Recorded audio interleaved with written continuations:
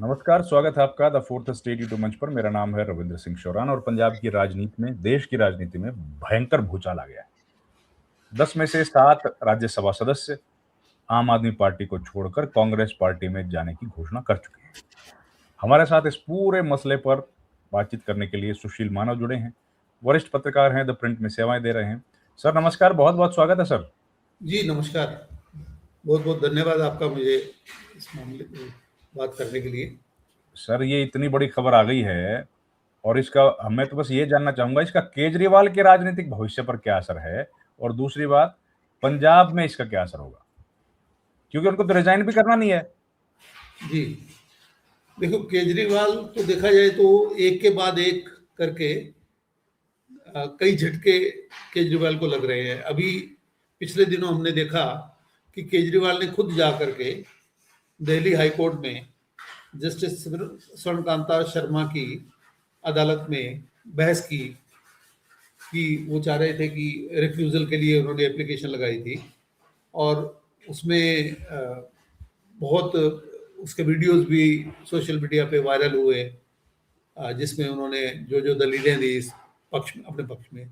मगर उनको उम्मीद थी कि शायद जस्टिस स्वर्णकांता अपने आप को इस मामले से हटा लेंगी, मगर उन्होंने जो फैसला दिया वो उनके विपरीत गया। और उसके बाद ये भी आदेश आया कि जो भी इस बारे में वीडियोस सर्कुलेट हो रहे हैं वो सारे के सारे हटाए जाएं। और फिर देखिए कि उन्होंने जब जो राघव चड्ढा जो राज्यसभा में पार्टी के उपनेता थे, जब उनको हटा के उनकी जगह अशोक मित्तल को उपनेता बनाया तो उनके अशोक मित्तल के प्रेमिसेस पे ईडी की रेड्स हुई। उस वक्त भी पार्टी के सभी तमाम नेताओं की तरफ से ये इस बारे में कंडेम किया गया था। मगर अब वही अशोक मित्तल जिनको उन्होंने उपनेता बनाया राघव चड्ढा को हटाकर, वो भी उन 7 राज्यसभा सदस्यों के में उनका भी गिनती है जो कि पार्टी को छोड़ रहे हैं। तो ये तो बहुत बड़ा झटका है अरविंद केजरीवाल के लिए राजनीतिक तौर पर।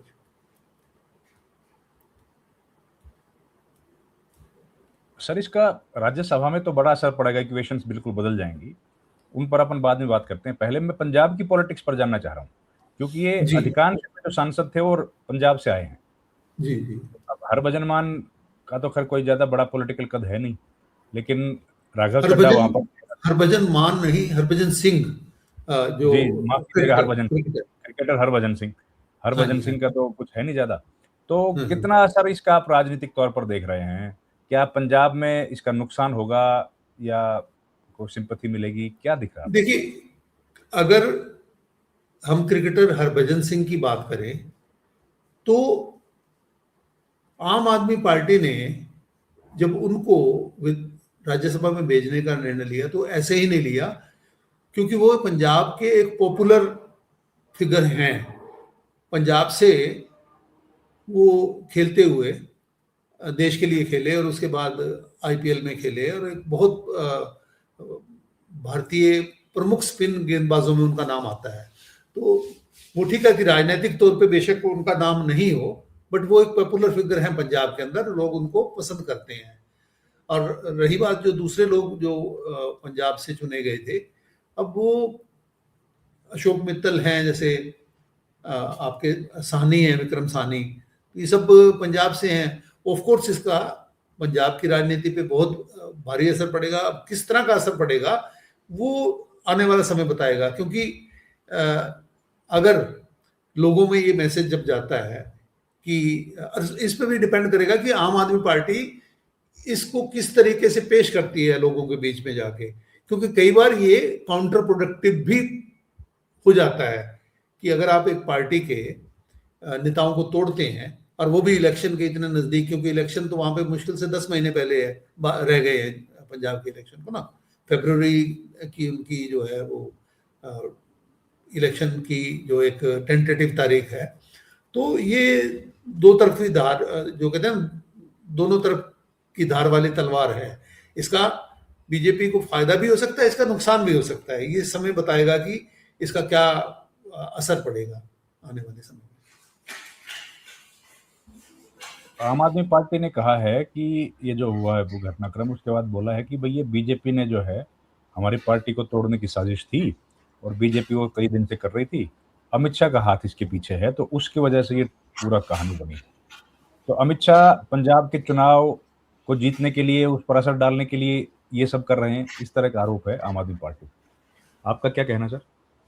जी देखिए, आम आदमी पार्टी आप अगर देखेंगे तो ये आम आदमी पार्टी के साथ इसकी शुरुआत 2024 के लोकसभा इलेक्शन से पहले ही हो गई थी, जब अरविंद केजरीवाल को गिरफ्तार किया गया था। उस समय भी आपको ध्यान होगा कि सभी विपक्षी दलों ने दिल्ली में एक बड़ी रैली की थी, जिसके अंदर उनकी धर्मपत्नी शामिल हुई थी और कांग्रेस के और सभी विपक्षी दलों के नेता भी आए थे। तो तब भी ये कहा गया था कि ये इलेक्शन के दौरान विपक्ष को कमजोर करने के लिए सब किया गया है।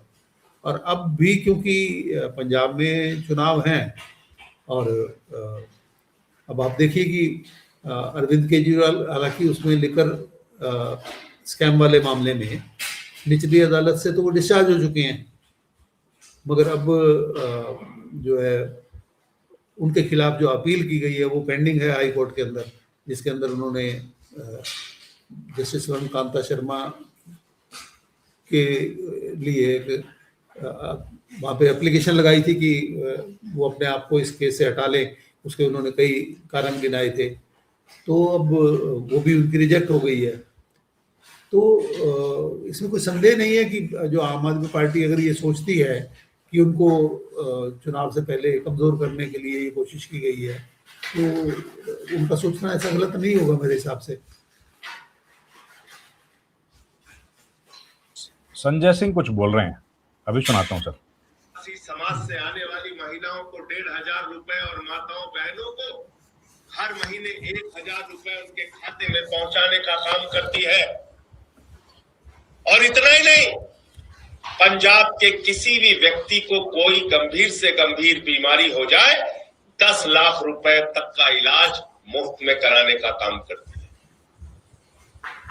ऐसा बेहतरीन काम करने वाली भगवंत मान की सरकार, ऐसा बेहतरीन काम करने वाली आम आदमी पार्टी की सरकार को भारतीय जनता पार्टी ने, नरेंद्र मोदी और अमित शाह ने रोकने, तोड़ने और उनके काम को बाधित करने का काम किया है। पंजाब की जनता के साथ धोखा देने का काम किया है। और आज आम आदमी पार्टी के राज्यसभा के 7 सांसद तोड़कर भारतीय जनता पार्टी में शामिल किया। ये 7 नाम पंजाब की जनता को याद रखना चाहिए। ये 7 नाम पंजाब के साथ गद्दारी करने वाले जो ये लोग हैं, पंजाब के लोग इनको कभी माफ नहीं करेंगे। पंजाब की जनता इनको कभी माफ नहीं करेगी।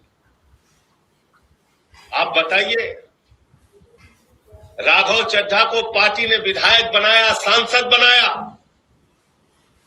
क्या क्या नहीं दिया।